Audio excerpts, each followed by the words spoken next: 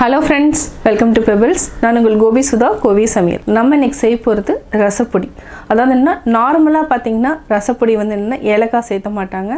இதில் வந்து ஏலக்காய் சேர்த்துறோம் அப்படின்னு சொன்னால் இது வந்து என்னென்னா ரொம்ப டேஸ்ட்டாகவும் இருக்கும். அதாவது என்ன ஒரு ஃப்ளேவர் கொடுக்கும்.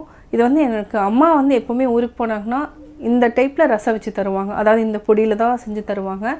அவங்ககிட்ட கேட்டு எழுதுனதான் நான் இன்றைக்கி வந்து உங்களுக்கு என்னென்னு சொல்ல போகிறேன். என்னென்ன இன்க்ரீடியன்ஸுங்கிறத பார்த்து தெரிஞ்சுக்கலாம். நம்ம இன்றைக்கி அரைக்க போகிறது ரசத்துக்கு தேவையான பொருட்கள் என்னென்னு பார்த்தீங்கன்னா 100 கிராம் அளவுக்கு நம்ம மல்லி விதை எடுத்துக்கலாம். ஒரு கைப்பிடி அளவுக்கு கொள்ளு, இது கூட ஒரு 1/4 டீஸ்பூன் வந்து நம்ம கடலைப்பருப்பு எடுத்துருக்குறோம். இது ஆட் பண்ணி அதாவது தேவைங்கிறவங்க ஆட் பண்ணிக்கணும், இல்லைன்னா தேவையில்லை. 8 ஏலக்காய், அதாவது வந்து கட்டி பெருங்காயம் எடுக்கணும், அப்போ தான் வந்து ரசம் நல்லா டேஸ்ட்டாக இருக்கும். இது கூட ஒரு கைப்பிடி அளவுக்கு துவரம்பருப்பு, 2 டேபிள் ஸ்பூன் மிளகு, 2 டேபிள் ஸ்பூன் சீரகம். இதுக்கு காரத்துக்கு வந்து நம்ம ஒரு 10 வரமிளகாய் எடுத்துக்கலாம். நீங்கள் உங்களுக்கு தேவைன்னா ஜாஸ்தி கூட எடுத்துக்கலாம். அதாவது என்னென்னா இது எல்லாத்தையுமே நம்ம தனித்தனியாக வறுத்துட்டு அதுக்கப்புறம் பொடி பண்ணிக்கலாம். மெயினாக பார்த்திங்கன்னா கொள்ளு துவரம்பருப்பு வந்து கொஞ்சம் நல்லா ஃப்ரை பண்ணணும். எப்படின்னு சொல்கிறேன் நான் உங்களுக்கு. இது வந்து என்ன 1 மாதத்துக்கு அளவுக்கு நம்ம வச்சு சாப்பிட்ற மாதிரி தான் நான் வந்து அரைச்சிருக்கிறேன். அதாவது ரசப்பொடி வந்து 1 மாதத்துக்கு மட்டும்தான் நான் அரைக்க போகிறேன். அது பார்த்துக்கோங்க. உங்களுக்கு வந்து எவ்வளோ பேர் இருக்கிறாங்களோ அது தகுந்த மாதிரி நீங்கள் இன்க்ரீடியன்ஸ் வந்து கூட்டிக்கலாம். இப்போ எப்படி செய்கிறதுன்னு பார்க்கலாம். ஃபஸ்ட்டு வந்து மல்லி விதையை நம்ம அரைச்சி எடுத்துக்கலாம். மண் பாத்திரத்தில் தான் நம்ம வறுக்க போகிறோம். இதை வந்து சிம்மில் வச்சுட்டு நல்லா வறுத்துக்கலாம். ஆல்ரெடி மண் பாத்திரத்தில் வந்து நான் வச்சுட்டேன், நல்லா சூடாகிடுச்சு. இது 1 நிமிஷம் வரைக்கும் நல்லா ரோஸ்ட் பண்ணி எடுத்துக்கலாம்.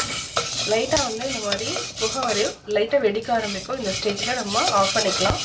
ஆஃப் பண்ணிவிட்டு வேறு பாத்திரத்தில் மாற்றிக்கலாம். அது நல்லா ஒரு வாசனை வர ஆரம்பிக்கும். இந்த ஸ்டேஜில் ஆஃப் பண்ணிவிட்டு இது வந்து ஆற வச்சுக்கலாம்.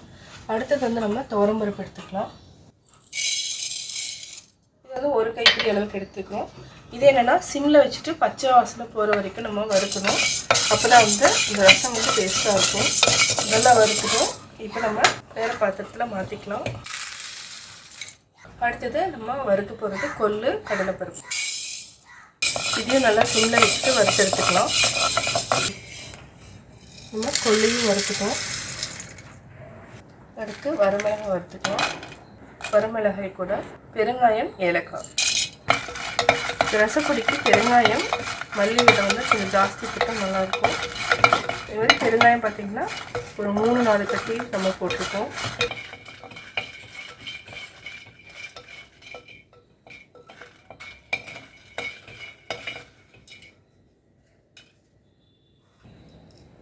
மிளகு இதையும் தனியாக வறுத்துக்கோங்க.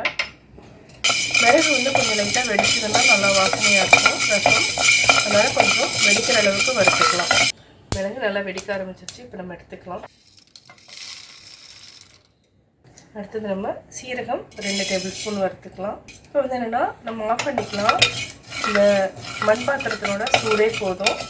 சீரகத்தை நம்ம நல்லா வறுத்துட்டோம். இதையும் எடுத்துக்கலாம்.